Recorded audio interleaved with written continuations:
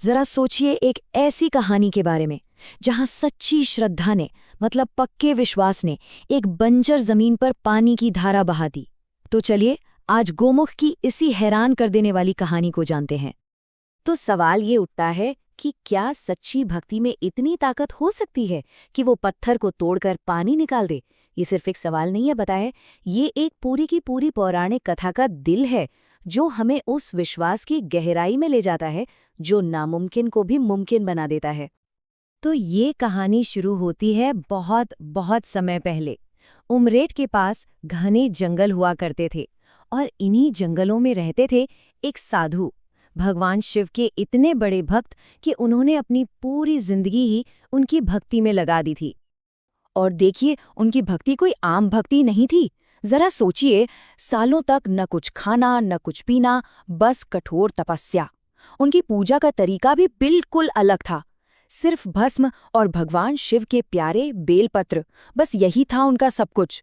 ये दिखाता है कि उनका विश्वास कितना अटूट था। लेकिन सबसे हैरान करने वाली बात जानते हैं क्या है? इतनी मुश्किल तपस्या के बाद भी उस साधु ने अपने लिए कुछ नहीं मांगा। नहीं, उनकी प्रार्थना थी सबके लिए। वो चाहते थे कि उस सूखी जमीन पर पानी आए ताकि वहां के लोगों का भला हो, वहां जिंदगी पनपे।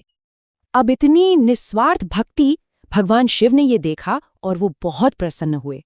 और फिर उन्होंने एक ऐसा वरदान दिया, एक ऐसा वरदान जो सिर्फ उस साधु की तपस्या को ही पूरा नहीं करने वाला था, बल्कि उस पूरी जगह का नक्शा बदलने वाला था, हमेशा के लिए। भगवान शिव का वचन बिल्कुल साफ था। उन्होंने कहा, जहां तुम्हारी तपस्या पूरी होगी, ठीक उसी जगह धरती के अंदर से पानी निकलेगा। और पहचान, वो एक ऐसी चट्टान से निकलेगा जिसका आकार गाय के मुंह जैसा होगा। मतलब कुदरत और भगवान का एक सीधा कनेक्शन। और फिर वो चमत्कारी पल आ ही गया। कहा जाता है कि उसी रात जैसे ही साधु ने अपना ध्यान पूरा किया, जमीन जोर से कांपी और एक बड़ी सी चट्टान बीच से टूटकर अलग हो गई। बिल्कुल वैसा ही हुआ जैसा भगवान शिव ने कहा था। और उस टूटी हुई चट्टान में जो दरार बनी, वो बिल्कुल गाय के मुंह जैसी दिखती थी। और उसी में से साफ पवित्र पानी की एक धारा बहने लगी। और बस इसी चमत्कार की वजह से उस जगह का नाम पड़ गया गोमुख। इस घटना के बाद से वो जगह सिर्फ जंगल का एक हिस्सा नहीं रही, वो एक पवित्र तीर्थ बन गई। एक ऐसी जगह जहां आज भी विश्वास और चमत्कार की कहानियां सुनाई जाती हैं।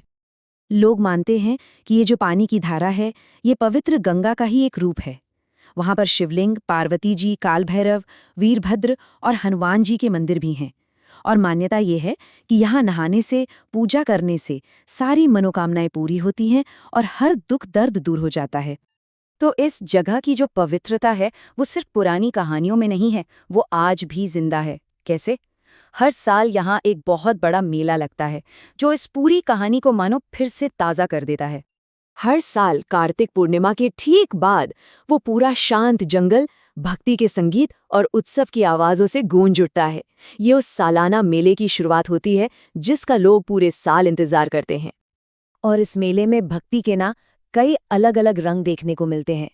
कोई मीलों पैदल चलकर यहाँ पहुँचता है तो महिलाएं सिर पर सजे हुए कलश रखकर पारंपरिक नृत्य करती हैं। किसान अपनी पहली फसल को भगवान को चढ़ाते हैं।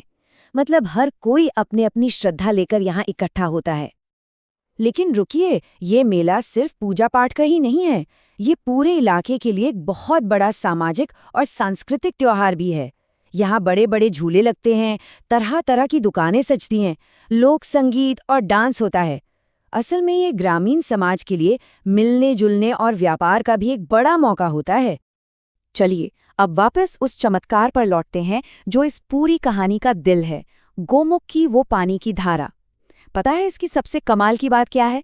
इसका लगातार बहते रहना, कभी न रुकना। और इसका सबसे बड़ा सबूत क्या है? जब आसपास के इलाकों में सूखा पड़ जाता है, बारिश नहीं होती, तब भी गोमुख की ये धारा कभी नहीं सूखती। ये चीज इसे कुदरत के नियमों से भी ऊपर ले जाती है।